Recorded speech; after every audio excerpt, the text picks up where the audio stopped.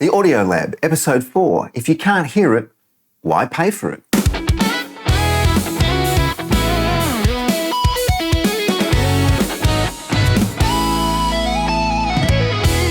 Have you ever upgraded something because the specs looked insane? Low distortion, wider dynamic range, all the really good stuff. And then it just didn't sound better? I've fallen for that. I've swapped out gear that measured 10 times cleaner than my old stuff. On paper, it was a monster. But when I hit play, it sounded kind of dead. That is when it hit me. If you can't hear it, why pay for it? Today, I'm going to cut through some of the marketing and ask, when it measures perfect, why doesn't it always feel that way? Before we dive in, if you are into real-world audio talk without the hype, make sure you subscribe, like, and share this video. It really helps the Audio Lab grow and keeps these conversations going. All right, let's press play on this and have a listen. We've all seen it, the spec sheets, with more zeros than a tax return. 0.001% distortion, 32-bit processing, 120 decibels of signal-to-noise ratio. Sounds impressive, right? Yeah, until you realise, once you get distortion under about 0.1% and a flat response between 20 Hz and 20 kHz, you're already outside what our human ears can hear. That extra decimal place? That's not performance. It's marketing theatre. Numbers sell boxes, but numbers don't make you tap your feet. All right, let's break it up a little. Keep this nice and simple. Total harmonic distortion. Under 0.1%, you can't hear it.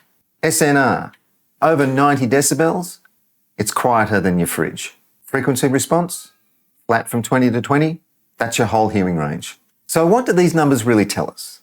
It says the gear is well built, that it's clean. But does it sound better? Not necessarily. At that point, it's not science, it's art.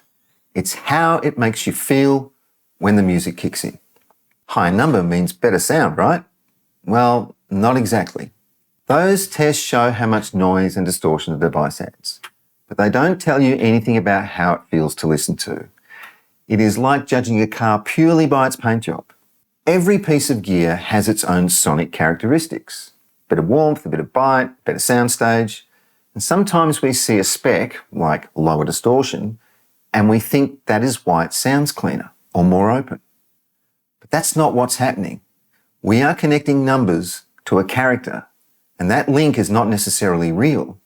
That's our brain building a story around a statistic. Specs don't give you the soul. They just describe what is easy to measure, and not if it's worth listening to. I spoke about this last week. This is where our brains mess with us big time.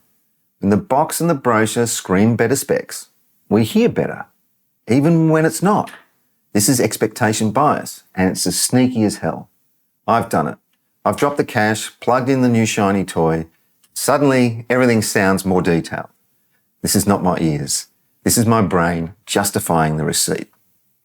We don't just listen with our ears. We listen with our eyes and sometimes with our wallets. All right, here's a bit of a punch. Your amp's distortion might be 0.0002%. Your room's distortion, 15 dB, easy. Reflections, standing waves, lousy placement, that's what's killing your sound, not the amp. If you want real improvement, don't chase the decibels. Fix your space, move your speakers, treat your room, train your ears. This is where the magic happens, not on the spec sheet. Now, before you start redesigning your space and gluing foam all over the place and building bass traps, there is some tech that can help too. Devices from IK Multimedia, for example, the Arc 3 and the new Arc On-Ear system. They use a dedicated calibration mic, some software, and a little device that you can load the settings into. It analyses your room or your speakers and applies DSP correction in the speaker case, and in the headphone case, they have a series of predetermined settings for different models of headphones to help correct them. This won't necessarily fix everything, but it can smooth out a lot of stuff and tame your system to behave a bit more predictably, especially if you can't do major acoustic treatment and redesign. It's not cheating, it's really smart engineering. The trick is, it's a tool. It's not a crutch. It can help, won't fix everything. So I spoke earlier about characteristics of different gear. Have you ever had a couple of pieces of gear that just didn't get along? The whole result from those two was it was too bright or too muddy because they each had similar characteristics. That's the synergy that you're trying to unlock in this hobby. It's not snake oil. It's trying to find the matching characteristics that work for you and your ears. Sometimes you want a touch of warmth or something a bit brighter. It's all personal choice, and it gets down to matching your parts. Now, no chart or brochure can predict that. This is the fun part. This is the bit where you find the mix that really clicks for you. Let's throw some numbers around. Back in 1980, my Iowa A22 18 watt per channel amp had a 0.05% distortion and a 95 dB SNR. Fast forward 45 years, the Weem Vibe links that I have now do 100 watts per channel and a 0.0005% distortion and 120 dB noise floor. This is progress. No one can question this.